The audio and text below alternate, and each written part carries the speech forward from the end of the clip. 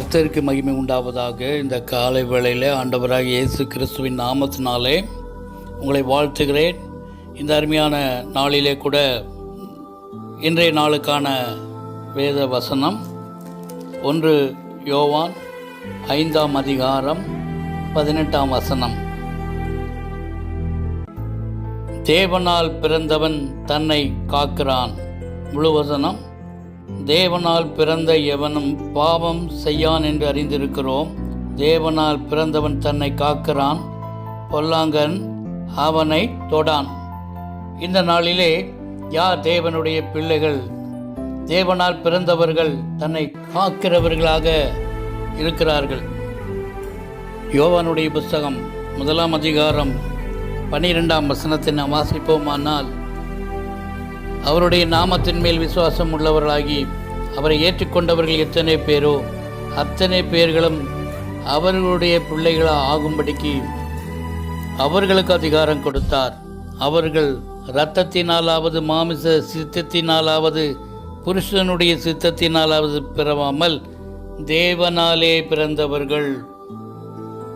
ரோமருடைய புஸ்தகம் 8ஆம் அதிகாரம் 14ஆம் வசனம் சொல்லுகிறது, மேலும் எவர்கள் தேவனுடைய ஆவியினாலே நடத்தப்படுகிறார்களோ அவர்கள் தேவனுடைய புத்திரராய் இருக்கிறார்கள்.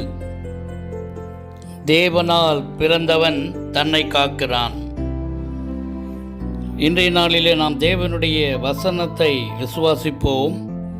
அழிவுள்ள வித்தினாலே அல்ல, என்றென்றைக்கும் நிற்கிறதும் ஜீவனுள்ளதுமான தேவ வசனமாகிய அழிவில்லாத வித்தினாலே மறுபடியும் ஜெனிப்பிக்கப்பட்டிருக்கிறீர்களே என்று சொல்லியிருக்கிறது.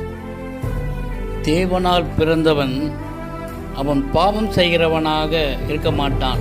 1 யோவான் 3ஆம் அதிகாரம் 8-9 வசனங்களை நாம் கவனிப்போமானால், பாவம் செய்கிறவன் பிசாசினால் உண்டாயிருக்கிறான்.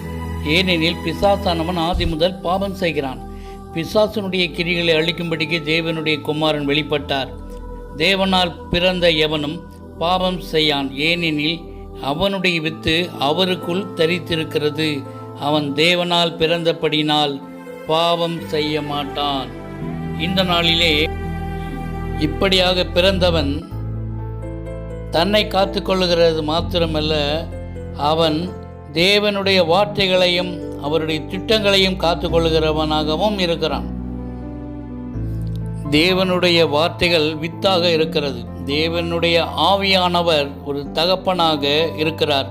மனிதனுடைய இருதயம் ஒரு தாயின் கர்ப்பப்பை போல தேவனுடைய வார்த்தைகளை ஆவியானவர் நம்முடைய இருதயங்களிலே போடும் பொழுது அந்த வார்த்தைகள் வளர்ச்சி அடைகிறது. அது மறுரூபமான ஒரு வாழ்க்கைக்குள்ளே நம்மை நடத்தி கொண்டு போகிறது.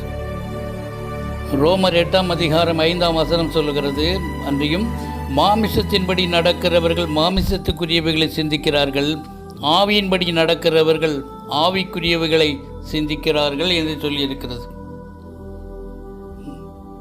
தேவனால் பிறந்தவன் தன்னை காக்கிறான். அது மாத்திரமல்ல, அவனுடைய உபத்திரங்கள் எல்லாம் தேவனுடைய மகிமைக்கு காத்திருக்கிறதா இருக்கிறது. அதே ரோமருடைய புஸ்தகம் 8ஆம் அதிகாரம் 18ஆம் வசனம் சொல்லுகிறது, ஆதலால் இக்காலத்து பாடுகள் இனி நம்மிடத்தில் வெளிப்படும் மகிமைக்கு ஒப்பிடத்தக்கவைகள் அல்ல என்று சொல்லி, இப்படியாக தேவனால் பிறந்தவன் தன் வாழ்க்கையும் காக்கிறான், தன்னோடு இருக்கிறவர்களையும் காத்து கொள்ளுகிறான், தம்முடைய சமுதாயத்தை காத்து கொள்கிறான், தேவ திட்டத்தை தேவ நோக்கத்தையும் அவன் காத்து கொள்கிறான். இப்படி இயேசு கிறிஸ்துவானவர் இந்த பூமியிலே அவர் தேவனால் பிறந்தார், தன்னை வெளிப்படுத்தினார், தன்னை காத்து கொண்டார். பிசாசின் கிரியைகளை அவர் தன்னுடைய தேவனுடைய வார்த்தைகளை கொண்டு எதிர்த்து அவைகளை விரட்டி அடித்தார். இந்த நாளில் நாமும் கூட இப்படியாக தேவனால் பிறந்தவன் தன்னை காக்கிறான் என்று சொல்றபடி நாம் நம்முடைய வாழ்க்கையை தேவனுடைய வார்த்தைகளை கொண்டு காத்து கொள்ளும்படியாக ஒப்புக் கொடுப்போம். கர்த்தர் பெரிய காரியங்களை செய்வாராக. ஜெபம் செய்வோம். அன்பு பிதாவே, இயேசுவின் நாமத்தினால் நாங்கள் ஜெபிக்கிறோம். அருமையான வார்த்தைகளுக்காக நன்றி ஆண்டவரே. தேவனால் பிறந்தவன் தன்னை காக்கிறான் என்ற வார்த்தைகள் இன்றைக்கு எங்களுக்கு தந்தபடினாலும் நாங்கள் நன்றியோடு ஸ்தோத்தரிக்கிறோம் சுவாமி. துதிக்கிறோம், மகிமைப்படுத்துகிறோம். இந்த நாளில் தேவனால் பிறந்தவன் தன்னை காக்கிறான் என்று சொன்னபடியாக ஆண்டவரே, நாங்கள் ஆண்டவரே எங்களுடைய வாழ்க்கையில் கர்த்தாவை பலனிட்டு போகிற நேரத்தில் எங்களை பலப்படுத்தும் ஆண்டவர். எங்களை கர்த்தாவை காத்துக்கொள்ளும்படியாக நாங்கள் எங்களுடைய வாழ்க்கையில் எல்லா பகுதியையும் உம்முடைய கரத்துக்குள்ளே ஒப்பு கொடுத்து ஜெபிக்கிறோம் சுவாமி. பலப்படுத்து பரிசுத்த ஆவியானவருடைய வல்லமை எங்களுடைய பலவீன நேரங்களில் நம்முடைய பலம் பூரணமாய் விளங்கும்படியாக ஒப்பு கொடுக்கிறோம். பெரிய காரியங்களை செய்யும் இயேசு கிறிஸ்துவின் நாமத்தினால் ஜெபிக்கிறோம் நல்ல பிதாவே. ஆமேன் ஆமேன். கர்த்தர் உங்களை ஆசீர்வதிப்பாராக. ஆமேன்.